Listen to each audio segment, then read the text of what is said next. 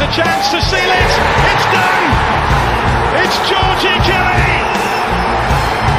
Rotherham United's pathway back to the championship is opening up.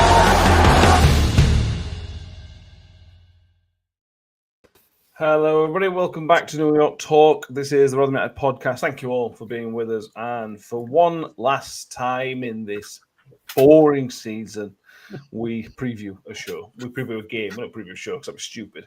We preview a game on Saturday, the final game with Peterborough going to town. Challenging for the most pointless game in football this weekend. It's going to be close, but I think we've got a chance. And we'll talk about something for the next hour. Who knows what we're going to talk about over the next hour or so, but we'll find something. First of all, Mick, how is that car park in North Wales? It's very good, mate. We can discuss it if you wish. Number of spaces available, the cleanliness, maybe the plants and shrubbery that surround it. I don't know. There's shrubbery around a car park. How posh is your car park? Well, within it, there's plants and stuff. We can discuss that if you want. Are they plants or weeds? No, the plants. They're definitely meant to be there. It's unusual for a car park. Yeah, and there's a bus stop as well next to it, which is ironic. Bus stop next to a car park, posh car park with shrubbery as well, very posh. Yeah, Danny's here. How are you doing, Danny? I'm doing very well, mate. Very, very well indeed.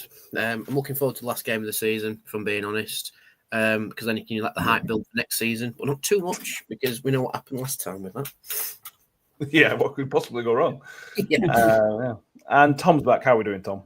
Yeah, good. We've gotten off to a flyer, haven't we? Mixed car park. We're gonna have to fill the time somehow. So clearly, that is the. Can anybody else hear the birds tweeting? That might be me. I've got the back door open. I thought. Fair enough. I can go close it if you want. It's fine. It just adds to the atmosphere. I just assumed mixed car. I thought mixed car park had another feature we could talk about. No. Obviously not. Terry Fimber's with us, as is YouTubers Martin Holland, Mystic John Paranormal, Richard Evening, one more to go. John S, Chris Taylor, Steve Grundy. Paula Road is sat with her Aldi knockoff Magnum ice cream, which is tool up a Magnum in these weathers. Harry says, evening, happy St. George's Day for yesterday, happy Duffin Day for today. Steve Gauntley, is with us. Darren Cook and Chris Page is with us as well. We may touch on St. George's Day and hacks because we have run out of things to talk about. But we'll see what happens. So we're going to Saturday afternoon. Sometimes at the end of the season, we kind of touched on this last week, is that you get a game where two teams are playing against each other with nothing to talk about. And then both teams are going, do you know what? We'll just have a right tear up here. Yeah. I just don't. I really want that to happen, but I just can't see it being that interesting. Can you? I don't know. It's difficult, isn't it? Last season we got Cardiff at home, last game of season, and we thought, oh, this is going to be tedious. We'll just say bye to Victor and have a few beers, and that'll be it. And 6 goals later, 7 goals later. Sorry, I obviously missed the last one. There we were. So it's so difficult to call, isn't it? Not that anybody's particularly bothered about calling it, quite frankly. Except those involved in the prediction league, obviously. Well, less said about that, the better, really. We'll come on to the prediction later on. As it's the final game, there's been some changes to that. But we'll come on to it. We'll come on to it to try and make it fairer for the final game of the season because there's 3 people up for it.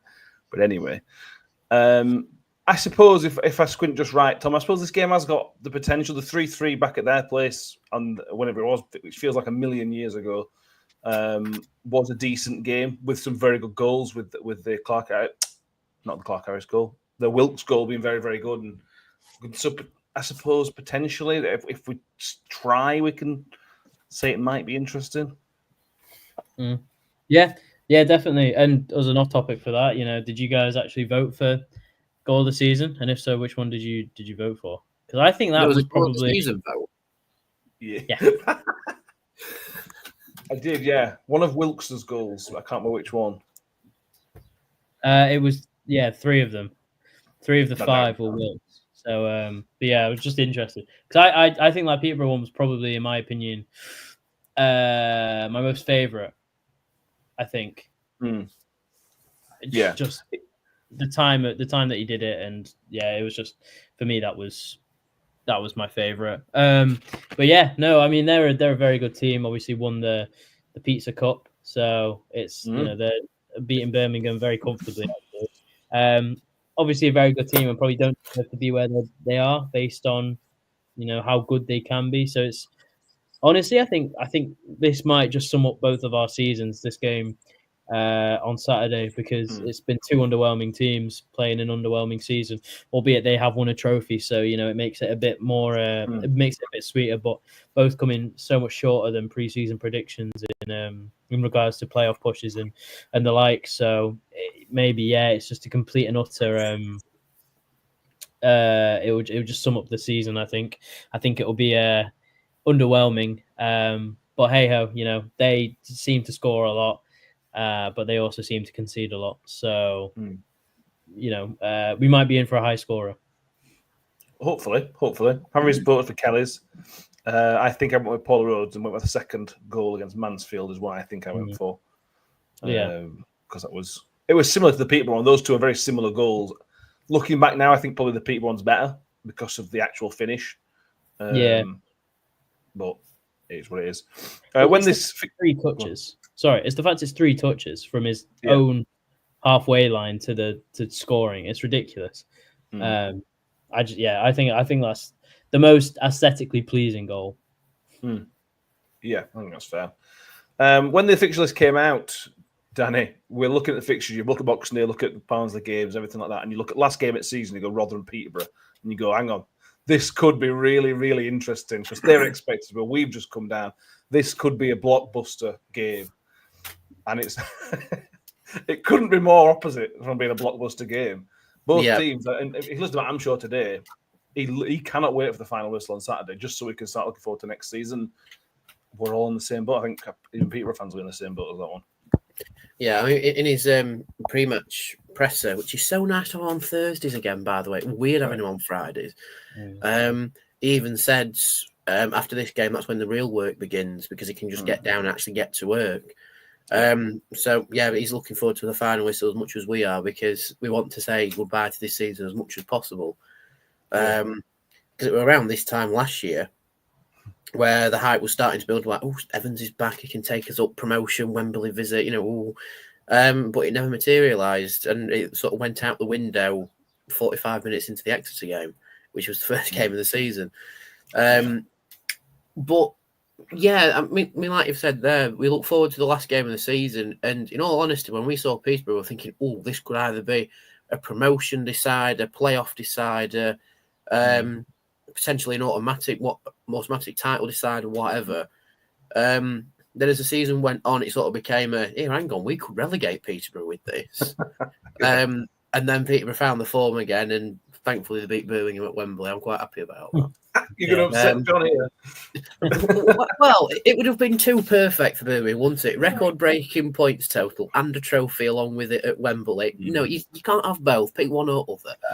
And they've picked the one that kind of fits the vibe of League One from my perspective anyway, which is it's been quite boring this season, in terms of how it's ended, because I think it's just Reading and Leyton Orient who've got something to play for on the final day. That's no good. That won't be remembered at all. Because Birmingham and Wrexham are already up, the 4 relegation teams are already down. So it's just, effectively every game's a dead game apart from Orients and Readings.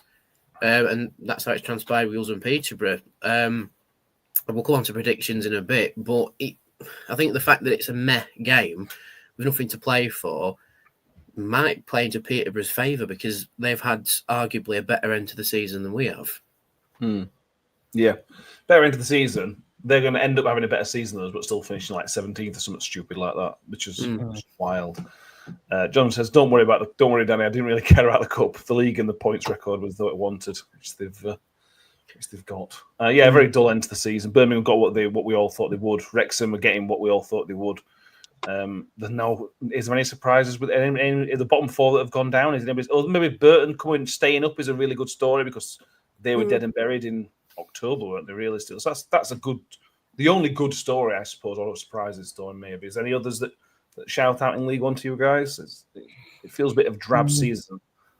Yeah, it felt like the teams that have gone down were probably the ones that you would sort of predicted were to go down. Maybe Bristol Rovers not in there, and the teams that have gone up, you sort of predicted to have gone up. And yeah, it's just been a predictable season in all honesty, hasn't it? I guess Except for us. apart from the two teams that are playing on Saturday, us and Peterborough. So yeah, to talk about it's kind of a little bit tough. Yeah, it is. Nombe's fit for Saturday. Zach Jules is not fit for Saturday. Dango should be fit to start. Sean McWilliams will be fit for the squad, but not fit to start. Fit for the squad, not fit to start. Sorry. Is there anything that excites you about the lineup Mick on Saturday? Is there anybody kind of thinking? Should it be one last chance for JJ? Should it be one last chance for Clark Harris, or you go Wilkes, Nombe, everybody else to go out and try and get we could finish the top half technically. Could we? Wow, that'd be great, wouldn't it? That'd be nice. Be an achievement given where we've gone. Nothing stands out, does it? I think Clark Harris has done, as far as I'm concerned. He's had his opportunities, more than enough opportunities to play himself into a bit of form and give some indication as to whether he's actually capable any longer. And he's failed at that, as far as I'm concerned. Anyway, so no, I don't. JJ, get him on, give him a start. Hopefully, he can do 90 minutes without getting injured. And it'd be nice for him to get a goal and just sort of get a little bit of confidence back. But I'm not. Am I excited about anything now? It's drab. We've gone over it and over it, haven't we? And it's a drab. It's been a drab season, and it's last game. I think that's the only thing to be excited about, that we don't have to put up with this season any longer. Oh God, how depressing is that? Yeah. Yeah. Sorry, but there's nothing, is there really? No, not really. When was the last time we had a season like this? I know last season we went down, but we're still. I suppose last season, wasn't it? Yeah, I mean, it was. It's been tough. It's been a tough couple of years, but hopefully things will start to turn around now. Yeah, he's talking the talk. To be fair to him, I'm sure we'll come into a bit more detail from that. But Harry rightly points out James is out. He's been carrying a hernia issue, which he is getting an operation, so he's back for pre-season, whenever that is, end of June normally, I think it is. So that's news, I suppose. You'd expect maybe Sibley to go in there. Has anybody got anything to raise on that? Is it just Sibley slots in, or can you see anybody else? It's going to be Sibley slotting him back there, isn't it? Or out on that left-hand side, you would have thought. Yeah, and then Gore probably starts, I reckon. Yeah, I agree. Trevor said, I think the loanees and out-of-contract players will be passengers. Corey Earle, I think it will be better with Donny and maybe Bradford next season. Yeah, next season's shaping up quite nicely already, to be honest. Next season looks unreal. Absolutely really unreal. It's Donny and Port Vale are already up, potentially Bradford as well. Us and Barnsley and Huddersfield. Port Vale's not a good one, though. Port Vale's a terrible one. Well, I suppose for the drama of the League One teams as well, that could be interesting. Yeah. You've got potentially Hull coming down as well. You could have potentially Grimsby coming up. Sheffield's still with a chance. Outside chance, I think. I think it's just goal. Don't quote me on it, but it could be goal swing that gets Chesterfield in there. Okay. But yeah, it is shaping up to be a nice Northern League, to be fair. I'd say the one to highlight down south is Plymouth Exeter. That'll be a tasty one. South Devon Derby, that'll be a nice one. But League One looks unreal next season. I'm both looking forward to the Rotherham games and for working the Donny games, because they'll be brilliant. Yeah. The amount of people that will be funneled into Doncaster, and if you're watching this at work, by the way, I am going to book off the Rotherham Donny games because I will be going to wind everybody up. But just to bounce off Terry Fenby's comment about the loanees and out of contractors being passengers, I think tomorrow, Saturday's game, we need to watch how Humphreys and Dauphin play quite closely, because the ones that seem more up for it might be the ones that will be more up for re-signing a contract.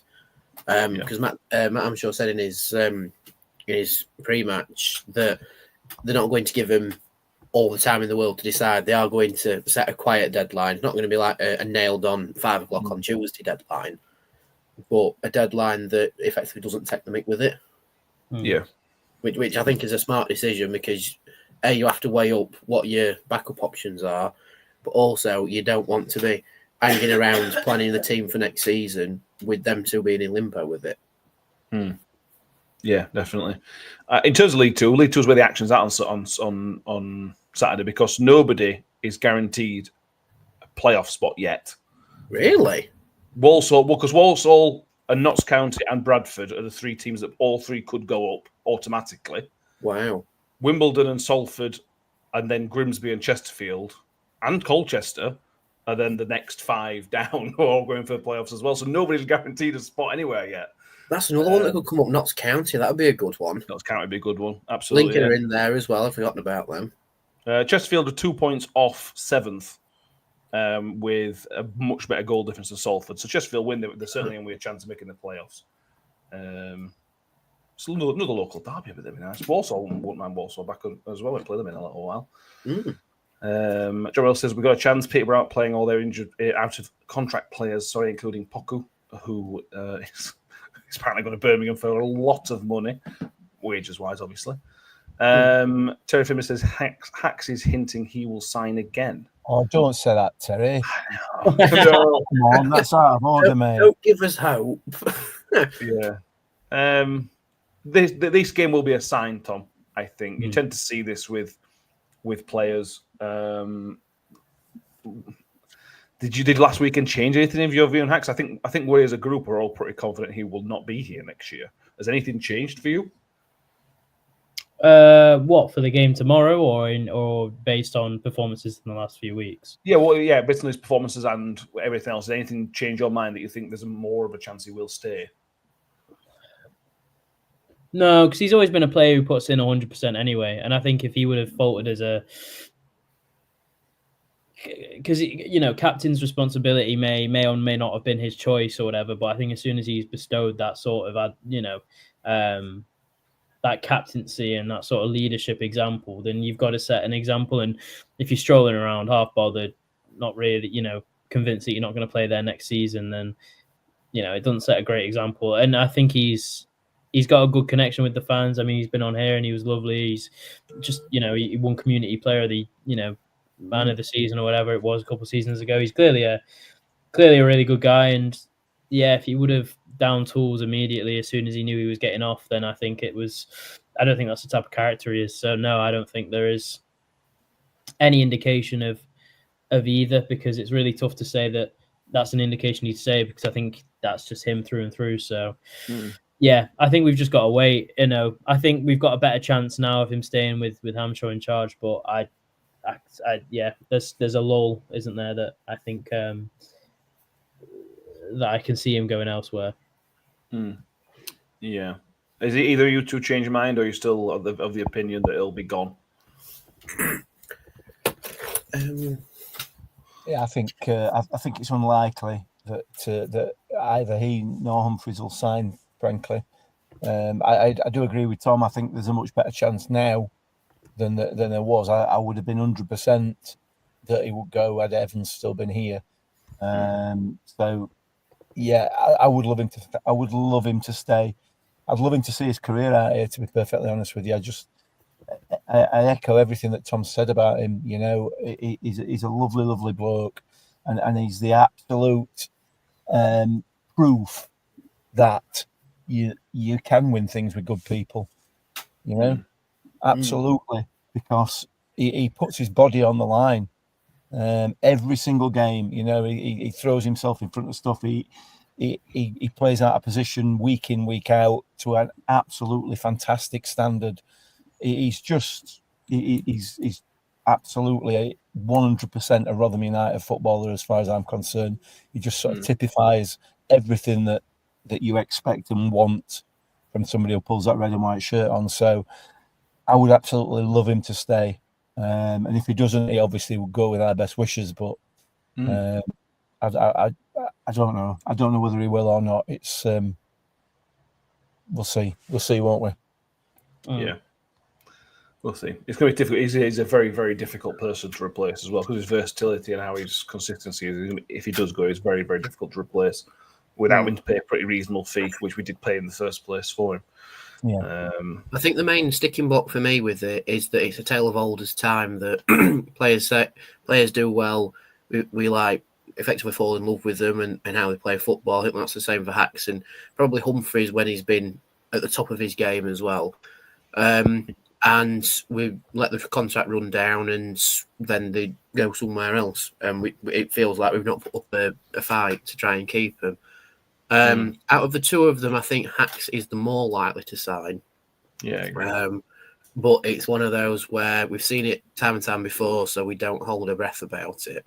I'd love it if both of them re-sign because I think Humphreys will flourish under Matt Amshaw because he seems like the correct person to get the best out of him because it's the same sort of mentality as Paul Vaughan had towards him, and we saw the best of Hacks under Paul Vaughan. Both of them actually, Hacks and Humphreys. Hacks didn't play on the one. Who didn't? You're thinking about Hacks came out and Bat Taylor brought Hacks on. Did he? I thought he signed Hacks. Well, he did sign him, but he didn't play him, did he? Oh, okay. Yeah, no, but you're right. Sorry, that's my bad. We saw the best of Humphreys under Warney, excuse me, and then Adoffin sort of come into his own since then. If they both re-sign, fantastic. If we get one, great. We'll go forward with that. If none of them, then it's just effectively a typical Rotherham summer where we lose two of the better players who are out of contract and we get nothing for them. Yeah, I agree. Paul Rhodes says if Hacks go, it'll be as traumatic as losing Victor last year. Yeah, probably. But we at least got a goodbye with Victor. We knew where we stood with Victor, didn't we? There were no is he staying, is he going? It was right, Victor's going. Goodbye, good luck. This year we'll not know until who knows when, end of May, beginning of June, potentially. Michael Miller says it'll be interesting to see the love in between the fans and Jocelyn Clark-Harris at the end of the game as the players go around the ground. Yeah, Matt Hamshaw said he and the players will be going around at the end of the game for what is now called a lap of appreciation. Matt Hamshaw says even if there's only 20 fans left in a stand, he'll still be going around clapping them all to say to give his thanks to the players. Do you have a problem? I don't know. There's not a problem with it, Mick, obviously, but will you be staying to clap the players at the end and the players and the manager? Yeah, well, absolutely, 100% I will. Not a problem at all. It's been a crap season and the performances have been really, really poor. And the players do have to accept some responsibility and some blame for that. But in my view, and I've made it very, very clear, we aren't going over old ground. I don't blame the players necessarily at all for the way that they've performed this season. The blame, as far as I'm concerned, lies fairly and squarely with Evans and Rayner. So, but it's the end of the season. It's the last game. It's. I'll be staying 100%. I'll be staying. Fair enough. We'll see how many other people are with you. Not many, I imagine. No, there won't be a great deal. In fairness, Tom, if we strip back, if we go back for the 8 games that Hamshaw's been in, the players deserve credit for that. I know this is the end of the season thing, but I'm not going to plead fans. Fans do what they want, but I'm looking forward to next season. Kind of say that Hamshaw's here and the players that are here for next season. We need to show them their support starting from now. Next season starts literally on the final whistle. So as soon as that final whistle goes, we're looking ahead and trying to support the players for next season is how I'm looking at it in terms of the thing at the end. Yeah. I think what was their goal? It was like be in the top 6 within the 8 games. Yeah. He said if we would have won against Stevenage, that would have been, we would have been top 6. So there's clearly whatever the initiative was and whatever the sort of plan was, it's almost went to plan rather than a kind of big mistake. It would have, these players can make playoffs. So I think obviously it's been a really poor year and a lot of fans are going to have a lot of ill feeling about it. But I think to completely write off this group of players is a bit unfortunate for them. They've not had they've not well maintained a structure. There was something in the Advertiser today about training being a lot longer and sort of optional sessions are now compulsory, which makes it assume that training sessions were 45 minutes or an hour from what they were reported. So clearly these players are needing to get up to fitness and coached, and they are. And the last 8 games, if you take the last 7 games, you take those in isolation, they're just outside the playoffs, which isn't amazing for a Rotherham United team. You'd want to be in the playoffs, but it's better than we were, 6 months ago, 4 months ago, even 2 months ago. So there's definitely something in these players, and there's definitely something we can get out of them. So to not like individual players is we need to keep sticking behind them, basically, because some of them are still young, some of them are still able to put in a shift. Joe Powell I really like, Sean McWilliams, Zach Jules are all could be with the club the next 2-3 years if they play their cards right and we sign them on and stuff like that. And for all intents and purposes, seem like really likable people. So I like what Hamshaw said in his presser about if the likes of Odoffin and Humphreys do leave, so be it. We'll bring in new players that will become new favourite players. So I think that's what we've got to look at now. I think we've got a whole rebuild ahead of us. So whoever comes in, whoever stays, you've just got to get behind them as if they were the likes of let's stop reminiscing about the likes of 4 or 5 years ago and start thinking about the future. Yeah, it's a bit disappointing when you hear people getting on their backs, but yeah, thankfully not many are. No, I agree. What did you make of the presser, Danny? I thought he spoke really well, really well. You can tell his frustration without really wanting to dig out the previous manager. He's been very careful not to dig out the previous manager, although that does still come across. It's very obvious that he's frustrated. But he's saying all the right things. And I've thought, as I was listening to him earlier, he was talking about the need for changes. The last manager that said there was need for changes was Lee Richardson, and he didn't get the opportunity to make those changes. So I am interested to see where this goes and see if Tony Stewart's going to finally listen this time and make these changes. Because right now, I'm just talking a good game for the future. He's just got the club need to follow it through. Absolutely, they do. I mean, bless him with Richardson. It's sort of out here, there, and everywhere now that Stuart wanted Evans initially, and I think that's why he didn't back Lee Richardson the best that he could. Because I think Lee Richardson would have done well with us in League One if we'd have kept him on. Because let's face it, we were more or less going down when he came in anyway.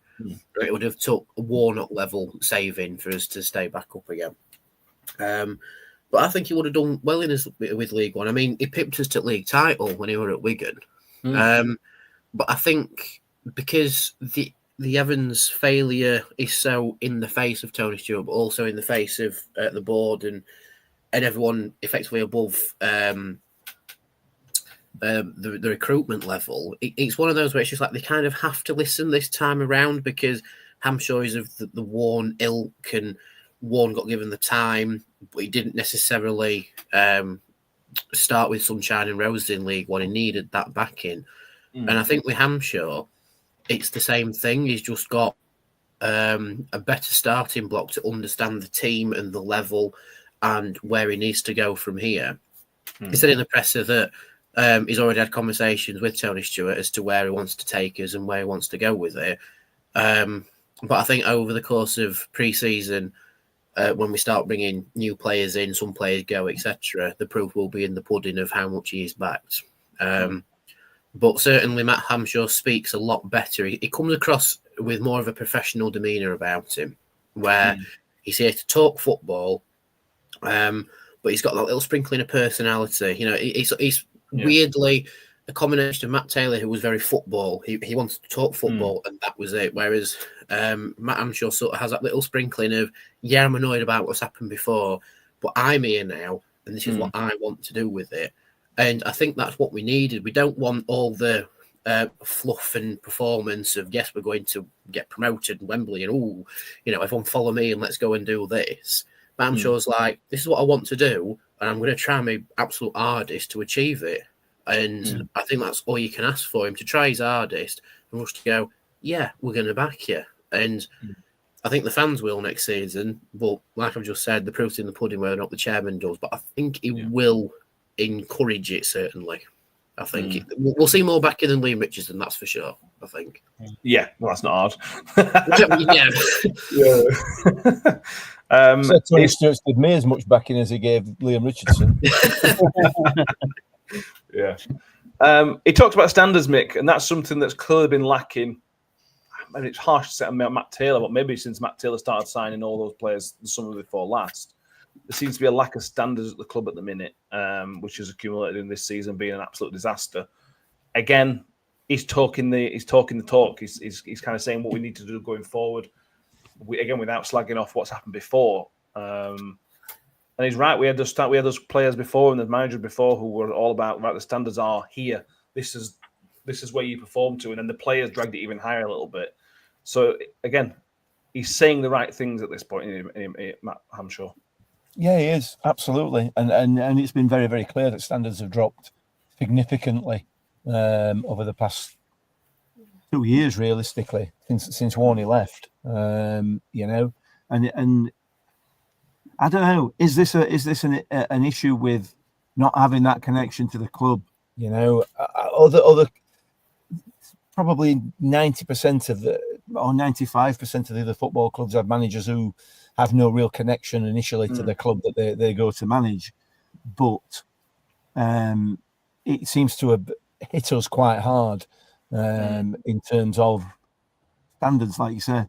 And it is little things, it's little daft things. And one of the things that sticks out in my mind, and this sounds really pathetic, but you know, the badge on the floor at the end of the tunnel, it was absolutely loppy, covered in crap, covered in muck, and it's a tiny little thing, but it's standard. You know, it's important, and that's just a kind of an indication as to where we've dropped, really. I think Matt Taylor, as somebody alluded to earlier on, he was just about football. That's it, nothing else. Not about the people, not about the personality, not about creating anything. He was just a PowerPoint manager, weren't he? You know, and it didn't work for him, and it hasn't worked for him since. Liam Richardson, we can count him out almost. I think so. Of the discussion in terms of how the club was allowed to drop, and then obviously the standards just plummeted through the floor after Liam Richardson went. So Matt Hamshaw has got a job on his hands, but I think if anybody can do it, he's the man at the moment, because he's got the club at heart and he understands, but he's also got the right mindset and the right attitude towards where we need to be as a club and how we need to behave as a club, if you like. That makes sense. So it's going to be a tough job. You know, he really has got his work cut out for him. And unfortunately for us, if things continue the way they have done in the past in the background, you know, he's going to have some battles to fight inside the club as well with the chairman, and how intransient he can be and sort of bolshy and difficult to deal with. So it's not going to be an easy ride for him by any stretch of the imagination. But I think he'll do it. I think he's capable I think he's capable of doing it. So let's wait and see. Yeah. Paul Rhodes says, and Hammy doesn't name drop every 2 minutes. I do miss hearing stories about Alex Ferguson, what he'd do and things like that. I do miss that a little bit. Well, this is the thing with Hampshire. He doesn't have to name drop Alex Ferguson because he's been round to his house. You know, went round to his childhood home, and he's just like, "Yeah, I'm sorry, I don't want to sign for you." Whereas everyone's like had some sort of weird personal connection, like I went for a glass of wine with him on a weekend. It was just like, no, no, we don't want to hear about other people. What are we up to? You know. Yeah, exactly. And also, he's also tempering expectations already, Tom. And I think this is important going into next season. As soon as Evans came in, he's talking up promotion straight away. And that's Evans' style. And look, it works in certain places. But that was one of Evans' downfalls, was hyping the club up so much. So there was no rebuild or time taking. It was, we are going to be here. Hampshire's already saying this is going to take a little bit of time. This isn't going to be perfect straight away.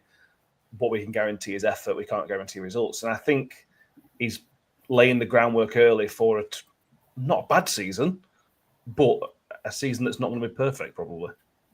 Yeah. Ironically, a transition season, which got thrown about a lot this season with no regard for what it actually meant or what no action behind the wording. So, yeah, it's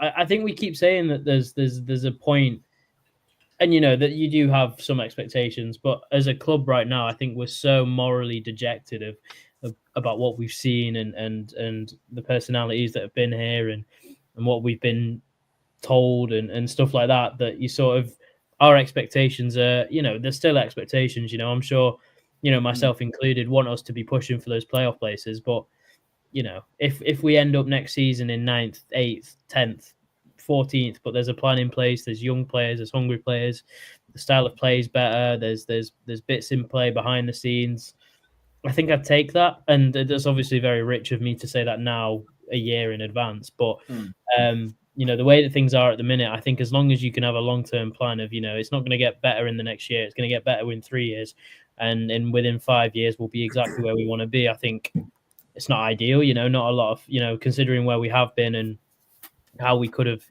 really taken off a couple times. It's just nice to, obviously it's so much saying it, and doing it is a different matter, but as long as we're on course to have a sort of successful next 3, 4, 5 years, then you can't really complain about any of the in-betweens, I guess. So yeah, for me, I think expectations are obviously going to be relatively high, but I think we're more in a mindset of what comes. You gotta manage your expectations with Hampshire in his first managerial job as well. He's not going to get it right all the time immediately, and if he does, it's Kieran McKenna levels, which is very rare for a manager to have. So yeah, no, I'm with Danny, like what Danny said before. I'm just excited for that final whistle to go on Saturday and just get into the new season, new faces, new style of play, new direction, new era. 100%. Sam says we haven't been as fit as we were under Paul Warner. I expect us to go back to those levels of fitness. Hampshire saw that it worked, not only with us but with Derby as well. So I expect that level of fitness to come back next year. I'd be disappointed if it didn't. Retain list should be out basically Wednesday, Thursday next week, Danny. Really, really quick turnaround. He's saying he's going to have meetings that he hasn't already. He's going to have them by Tuesday, and the retain list out a day or two later. We're not going to know about Cameron Frizz and Hacks next week. I think it's really unlikely. We might do, but we can park their conversations for just one moment. What are you expecting? Is there anything you look at the list of players who's out of contract or in contract and you think, actually, I think this might surprise everybody? Or do you think it's maybe what we've all anticipated? There's lots of movement out. Good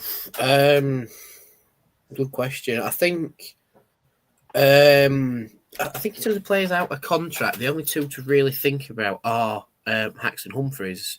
I have a feeling they're going to be in the little column at the bottom of the retail list. It says contract negotiations ongoing, which, again, don't give us hope, just rip the plaster off quickly. But I also think that's what Hampshire needs to do with these meetings, and I'm very happy he's doing it quickly rather than just drag it out over the course of a few weeks.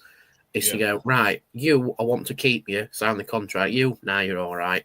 Right, let's book up ideas for next season. I think Phillips will go.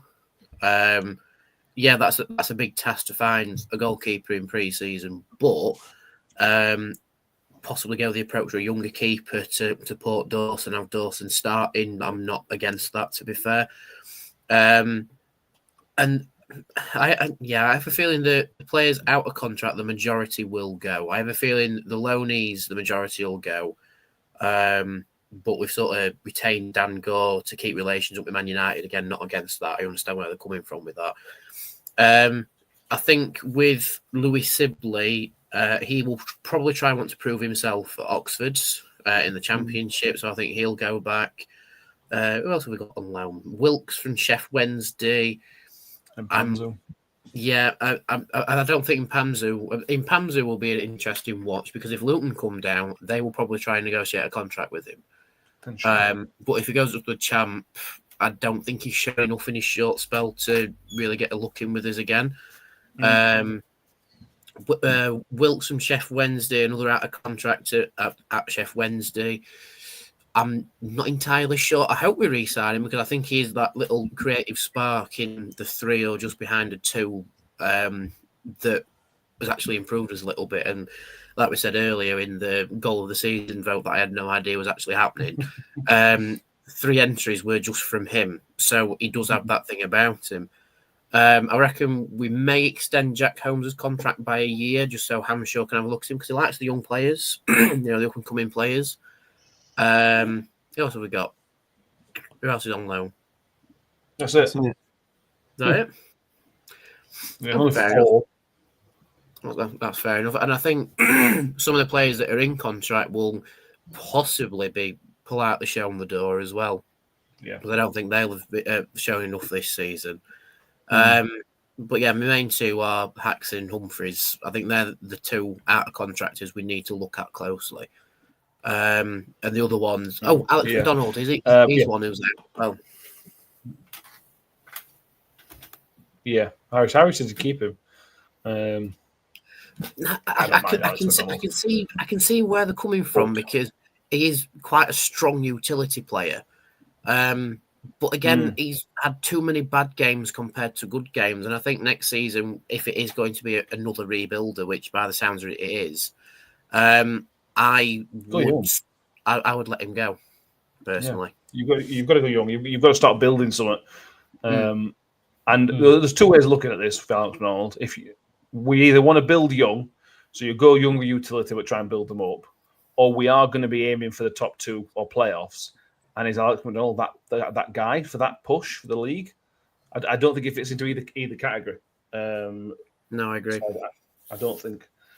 And he's been injured for a long time now. It's almost 6 months. It feels like he's been injured for. So I can't see it. But time will tell. And are you expecting? Is there something you look at the list, Mick, and think, actually, I think this guy could be put on the transfer list or not, or released or whatever? Or well, there's a few that need to go, aren't there? Clark Harris, I think, is one that needs to go. Phillips, I think, will go. This close season is going to be a bigger rebuild than last year by some distance, in my view. There's quite a lot of deadwood within the squad. Thankfully, some of it is out of contract. Some of that deadwood is out of contract. So it's going to be interesting to see what Matt Hampshire does. And I don't think there's any point really trying to second guess what that's going to be. So it's going to be an interesting few weeks, I think, starting with that return list on whenever that comes out next week. It's going to be really, really interesting. But it's a massive, massive job, this, because none of the loan players will stay. I don't think Wilkes will come back. I don't think Mpanzu will come back.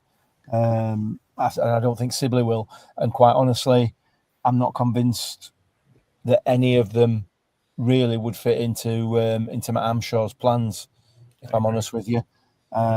So I might be wrong. I don't know. But he's got a massive, massive job on his hands. Yeah, he has. Last year, Evans put 2 players on the transfer list, Tom, which I don't know if that's unusual. I can't remember if it's unusual. One was Jamie McCart. Do you think we'll see the same thing where I'm sure will just go like X, Y, and Z, they're all available for transfer? Or do you think it'll just be kind of a black and white list of you're staying, you're going? Well, he put McCart on the transfer list and then started him for the first 20 games and then sold him in January. So the most pointless thing ever. I think when it gets to, higher, world-class levels, I think if you put someone on the transfer list, I think other teams sort of pick up and pick around. But at this level, I think everyone's got a price tag on them. Nobody's impossible to buy for. Nobody's, so I think putting someone on a transfer list is pointless because what's the point of making it public? Internally, you'll know if you're not wanted in the plans and externally, if clubs want that player, they'll come in and offer money for that player. I don't think it's a case of, they're transfer listed, they want gone, let's go in and try and sign them. It's just something that you hear in Football Manager or FIFA or whatever. or at the very high end of football, where if Kevin De Bruyne was transfer listed, then teams would come sniffing because they know that that connection's no longer there and they can get a great player from it. So I can't remember who the other player was. Was it Coyote? JJ, yeah. Both. Yeah. One's still here and one played 30 games, whatever it was. So it's just the most pointless thing ever. And when it came out, I think we had a little snipe at it because we just thought it was, Jamie McCart was never in anyone's plans really, was he? And then suddenly he was, and I'm even forgot he played for us. If I'm being honest, that's how long ago it feels. It's to me, it's just completely irrelevant, really. And if someone wants to get signed, then it's not going to take a lot of sniffing around to know that there might be offers elsewhere and stuff. I'm sure if Sam Nombe got put on a transfer list, interest in him wouldn't increase. It would remain the same because teams are interested in him. Teams are interested in him.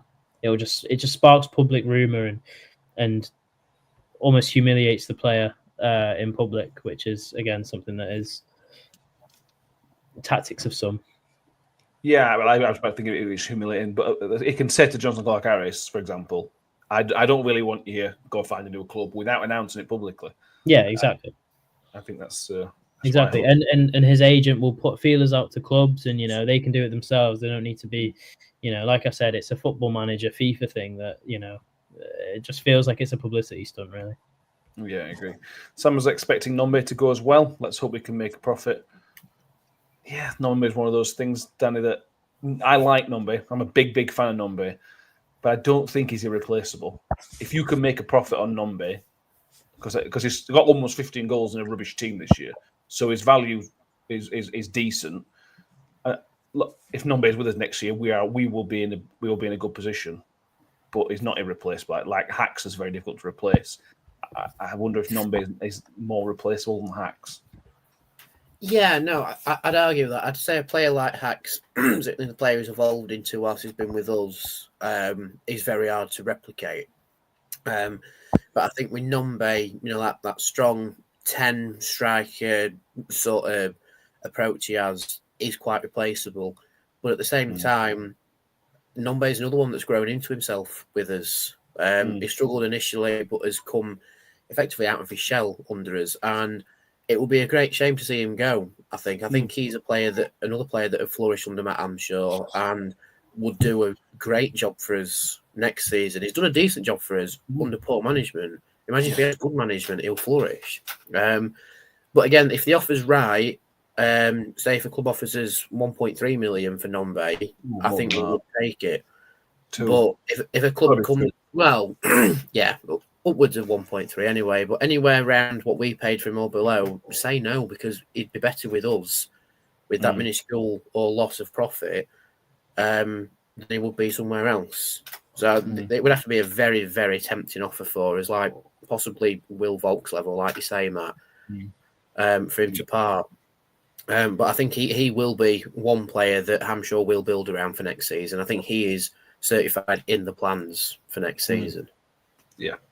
Can I ask a quick question? And this isn't, again, to bring them up or dig them out, but do you reckon Birmingham's transfer business in the summer has kind of put an increased pressure on the League One market now? Seeing Jay Stansfield go for 15 million and performing probably as well or worse than Sam Nombe or Alfie May for 3 million or whatever it was. And who's that Taylor that signed for Huddersfield for 3 million? Joe Taylor? Yeah, exactly. Yeah, and it's just such a. Do you reckon that has an effect on Nombe? Because if a club comes, you were saying through 1.3, and that's a profit for us, right? But if those sort of players are going for 3, 4, 5 plus, surely we should be asking for 5 million, and therefore that's just not realistic. Because who signed Sam Nombe for £5 million? So I think it's so tough in a market now, in the transfer market now. It's just a bit ridiculous.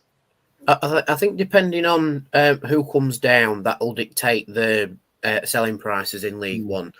Because I think with Burnham coming down, we all knew they were going to spend big, and they have, and they've got record points. Well done. We could see that a mile off. I think if Hull come down, it'll be interesting to see what they do with it. Yeah, I think so. But a team like Preston and Luton, I don't think they'll go big with it. I think they'll be bigger than some teams, don't get me wrong, but it won't be massively inflated. So I'd say if Hull come down, that's arguably better because we'd want more for Sam Nombe, if that makes sense. Yeah. But I definitely agree that Birmingham shifted the narrative this season. But it's whoever comes down at the end of this season that will dictate next season, I think. Yeah, no, I agree with that. Mike says, double your money on Nombe or leave him be. We're in a good position contract-wise. Really good position. Because if somebody comes in the summer and we reject their bid, if he has a good till January, then he'll probably go in January because he's got another year left in his contract. So at the minute, we're in a good position. In 12 months' time, if he's still here, we will be in a less good position contractual-wise. So let's wait and see what happens with that one with Sam Nombe. Chris Page says, what can go wrong? Training ground, hold my coat. Tom, you want to come in on this because you've done a bit of an interview with Football League World, didn't you? Yeah. So I did an interview with Football League World, and they sort of asked me, what's the one thing that Rotherham should look at in the summer? And I said off the cuff that they should look at the training pitches because, if we don't look at players and transfers and all that, I think we should get the transfer pitches laid out. And they made a headline seem like it was very well aware that everyone knows that Rotherham's training pitches are non-league level, when I just said it's like non-league level and stuff like that. So I think so I just want to clear up for everyone that that was me that said that. It was not an expert. It was not a former pundit or former player or anything. That was me. So take that as you will. Therefore, don't take it seriously at all. But I still think it's something that we need addressing. And the whole $2 million that was spent in last summer, I think it was. Like, injuries this season have been as bad as last season, and there's only one reason, right? And I hate to bring Sean Raggett into it, but you can't have an injury record of not being injured for 4 years and then play 11 games in one season with Rotherham. And as we will find out when the Peltier interview goes out, there are a lot of injuries that occur because of that training pitch. It's on a slant. It's really muddy grass. Boggy. It's boggy. It's not very good. And players get injured on it a lot. Andre Green did his Achilles on it. Sean Raggett does this on it. Jules did something on it. There's just everything under the sun that, it's not even the fact that they can't properly train because, there's no ice baths and saunas and all this crap that, footballers need nowadays. It's more the fact that they basically can't even train properly without risk of injury, and that's just something that, as I said in the interview, is non-league-esque. So yeah, I think just I don't know if that was referencing the training ground stuff, but I saw some people mention it on Twitter, so I wanted to. Or X, sorry. So I wanted to clear that up and just say that it was me, so don't take any notice. A news outlet taking an off-the-cuff comment and may turn it into an headline. Imagine my shock. I mean, it's done numbers, so they've done well with it. But Have they changed the picture? I agree too. Did they change the picture of they claimed they put a picture on that was meant to be Tony Stewart that definitely wasn't Tony Stewart? Do we know if they've changed that? Oh, I've not even checked. I saw that it wasn't, and I gave myself a giggle and then carried on with my day. Drummerell saying, look, we'll go huge because they still have parachute payments. They do still have parachute payments. Yeah, but they've had them this year.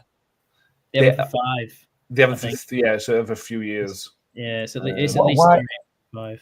So what's been the problem with them this year then? Why have they not gone big this year to stay in the Championship and to have another push to go back to the Premier League? There's some issues. It doesn't sound right to me. It doesn't sound right at Luton at all. There are some issues there behind the scenes. They've got a new stadium to pay for. That's what it'll be. Exactly. I don't think in that case, they're not going to be spending big next season either, are they? Then, because it doesn't feel right. Whatever, I don't know what's happened at Luton. I have no idea. But to plummet straight through the Championship, having just come down from the Premier League, is very, very unusual. It doesn't ring right at all for me. Well, it happened at Sunderland and Wolves, And you look at the state of both those clubs, and when they came down, they were in an absolute state. We were all, everybody, literally everybody in the country was holding Luton up last year in the Premier League as an example of a football club. So I agree, something's not right there. I don't know what, and hopefully it won't be relevant to us because hopefully they will stay up for their sake. Yeah. But something does seem to be off with Luton at the minute. Richard, John S says, who do you prefer, Hull, Preston, or Luton down? And we already know that Plymouth and Cardiff are down. Do we have a preference? I would go Preston, budget-wise. Preston. If Preston come down financially, they're not going to be in a great position at all. No. They're making significant losses in the Championship. If they come down, they're going to have to cut their cloth accordingly. So get Preston down every day a week. Yeah, Hull will go big. I saw a rumour that if they go down again, they'll have to sell the club for basically nothing, or the club will be available to sell for basically nothing. But if they keep this Turkish owner, he'll go big in League One. If they come down, there's potential for Luton to go big if they come down. Preston, I agree with Mick, is my pick. Tom, do you have a preference, or whoever it is? I don't really have a preference. I think any of them would be good competition to go back up with. So, but I agree with the premise of Preston. But if it comes down to it, and a club coming down might be in jeopardy of going bankrupt, then I hope it's not them, because I just hope that no club goes bankrupt. So the richest club comes down, I guess, just for the sake of the fans, I guess. But no, in regards to actual wanting someone down, it'd be Preston. It'd be a nice. It's a nice away day. Deepdale's nice. So yeah. To be fair, whoever comes down, Danny, they're not going to do a Birmingham. Nobody's going to spend that money ever again at League One level. So even if Hull do go big, they're not going to go that big. So it will be a bit more competitive next year. Yeah, definitely. I'd argue that out of the three, Hull would, how do I describe it? Make it the least competitive budget-wise, if that makes sense. But I'd for the localness and the local derby drama of it all, I'd like Hull. But in terms of keeping it competitive and making it a very nicely kind of balanced and competitive League One, I'd say Preston, to be fair. Yeah. And we can beat him in playoffs again next year, can't we? Exactly. Right. Let us move on to everybody's favourite time of the season. It's the Prediction League. Cheryl Stone says, the problem with the Prediction League is there's too many changes. Hopefully going back to the original rules. No, Cheryl. All I'm saying is, Matt, that's the Dungeon Master's fault, and that's you. So, well, we could do that, but then everybody would already know. So we're not going to do that. So I've taken the belt down from the shelf. So here we are. There is another update from last week. So Danny got 3 points last week. Yeah. Which means Danny's back in contention for the last game of the season. Mick has the advantage because he's 2 points ahead and he's been at top of the table for literally all season. So Mick holds the advantage. So Joy and Danny need to outscore Mick, basically.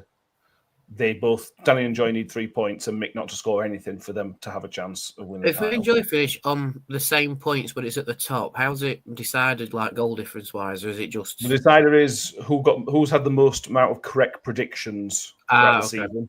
You would be the same as Mick, but because he's been top of the league longest, that would be the next decider. Right. Okay. I had nothing else to base it on. Not fair enough.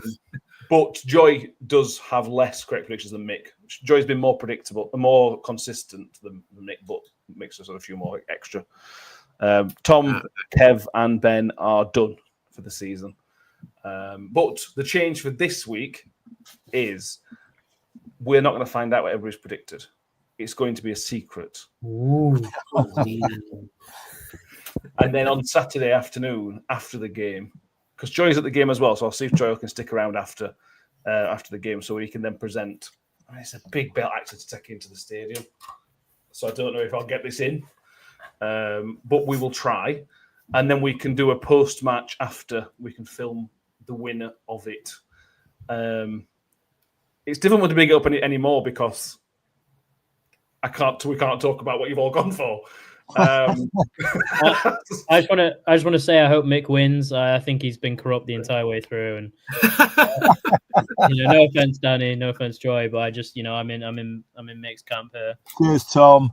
He got right. Yeah, he got cheated out of a big gap. So he's going to do an Arsenal inevitably, isn't he? But Yeah, exactly. Fair enough. So I can't tell you what everybody's gone for. What I can tell you is that nobody has copied each other. There are no results that are the same. So it has worked. Yeah. You're getting some posters and comments here, mate. Yeah. Why don't you just tell us who you want to win, Matt, and save us all the bother? Yeah, deservedly so. They're all at the game on Saturday who can win it, so it makes my life much easier because I can just give it to whoever's there. I don't have to send it down to Kent, wherever Joy lives. So, yeah, I've tried to make it as interesting as possible. And to be fair, Mick's been cheated. He hasn't. He's not lost any ground to Joy. He's lost any ground to Joy in this time that we've changed the rules, so he hasn't been cheated. But he's had to change his opinions based on your, iron fist. Please don't forget your phone. Hello. What? Is his car talking to him? Yeah, sorry. Mick's got another woman in his car. Final The car thought I was leaving. I've left the phone in. Listen, Matt. I've said it before. You're like the Michael Massey of the prediction league. Is what you are. Oh, niche. It's Abu Dhabi 21 all over again. Makes the people's champ no matter what, I think. That's Mick getting shussed if I win it on Saturday. I can't wait for actually. I kind of want Danny to win now because he's been out and down and out. He has. Danny's been nowhere for quite some weeks. I was actually Doncaster last season. I was down and out, then suddenly I've appeared at the end of the season. Yeah. He's got the last 8 correct. Yeah. It'd be a great turnaround. Mick was rock bottom of last year's league, so that would be a great turnaround for Mick to do it. Yeah, you see last year a transitional period season for me. Now I've got a decent manager in charge. Well, I thought I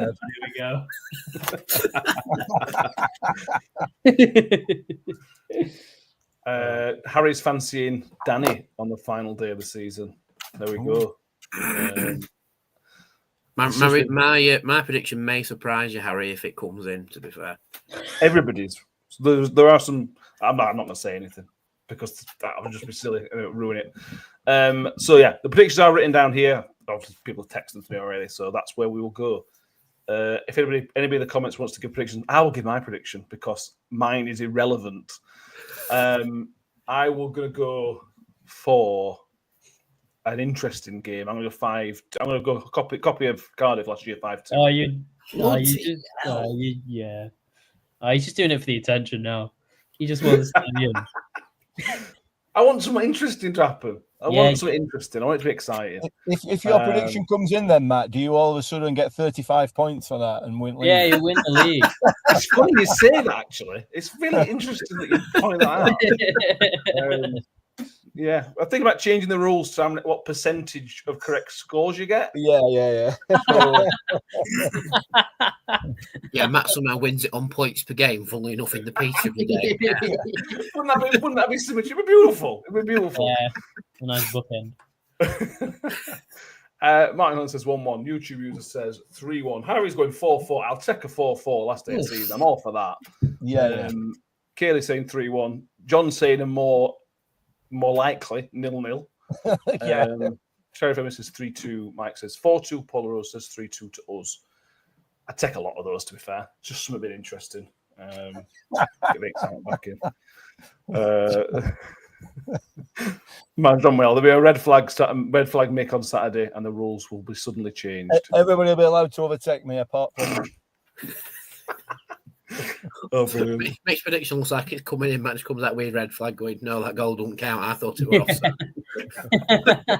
Yeah. Mike the Miller says, perhaps New York Talk can invite the fans to join the prediction league next year. Yeah. We'll see if there's something we can do. We obviously can't include everybody because that would be too much to kind of manage. But we will see what we can do about maybe getting a selected fan on each week to give us their prediction. So there's a fan representative each week, something like that. I do like the idea of getting more people involved, but it needs to be something we can manage easily. But we'll see what happens. Unless somebody in comments wants to run one on. I don't know. That's an option. John wants Tom to be the prediction league master next season, so Matt can be made to finish bottom. Oh no! I think naturally you'd finish bottom. You just predicted us to win 5-3 or whatever it was, 5-2. I won it last year. Well, yeah, because you were the only one playing every week. I won that on points per game and all. Yeah, exactly. You only win when you're in charge. Tom's a new quiz. Can you feel the bitterness coming out? Straight away.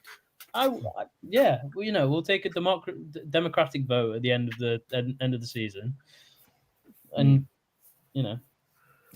Yeah, I mean, I can repeat it. We do not live in a democracy on this podcast. That's not the kind of show it is. Yeah. Turning into 1984 now. Milovic says 2-1 to the Millers. Darren Cook says 2-2. John S says 4-1 to the Millers. So let's hope for some life in the game.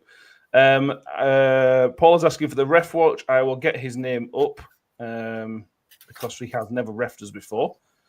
We find out his name so we can all laugh at who it's going to be. Bear with me one moment because the internet is apparently rubbish. He is called Michael Barlow. He's the referee. Never refereed us before. I think it's his first year in the Football League, or certainly his first league in League One. Might be second year, but anyway. So yeah, there we are. Let's do a fans vote to see who should run it. Again, I agree. That'd be good. I will choose to ignore it, but I've not seen John's name in the chat for like 3 weeks in a row, and suddenly he's causing a revolt on the chat.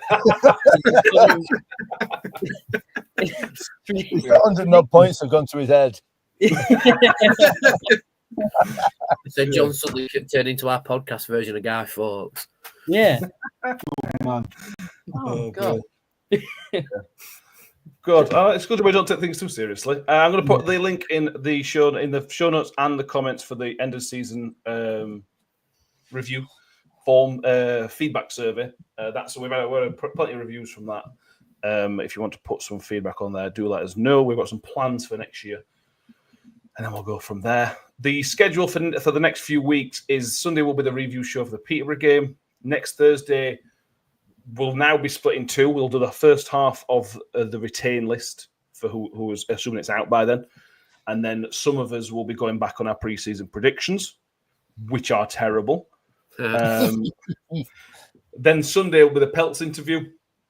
Then the Thursday after, we will do the rest of the predictions, pre-season predictions. And then the Sunday after that will be the end of season's award show. Black ties back out, proper end of season award show, like last year. There we go. Harry says, I say the prediction league becomes fan owned, created by the Postal, by the Richie Holder. Brilliant. Mike in the comments said earlier, some had great expectations for the season. As it turned out, it was much ado about nothing, but let's hope that all's well, that ends well. You see, Mike is obviously an educated man. Yeah, I know. Unlike more educated than us four. Anything else we need to mention, fellas? 22 spaces in this car park, mate. 22. Yeah, they're quite decent sized spaces as well. So it's a little car park, but the spaces are reasonably well sized. So you've got enough car parking spaces for a 11-a-side game of football? Yeah, I think so. I think we could. Yeah, it's just need a spot the for right rest. shape as well. Oh, don't tell me you counted. My question is: has Mick counted them during this podcast, or has he done it in a previous? Jesus, why do you think is that how good this podcast has been? That Mick counted how many spaces there is. And his car told him to charge his phone as well. Only 2 cars parked in it now, as we sit here. Brilliant. Yeah. Right, someone will end up finding this car park on Google Earth. I'm telling you. Because so far we've got 22 spaces, which is very oddly specific. It's got shrubbery in North Wales. That's narrowed it down quite significantly. Yeah, well, no, it's at Bentlock in Anglesey. Yes, there's straight bays, John. Oh, all straight. Oh my God, we started with this and we're ending with it. This is just... My question is: does the 22 include accessible parking spaces or just regular ones?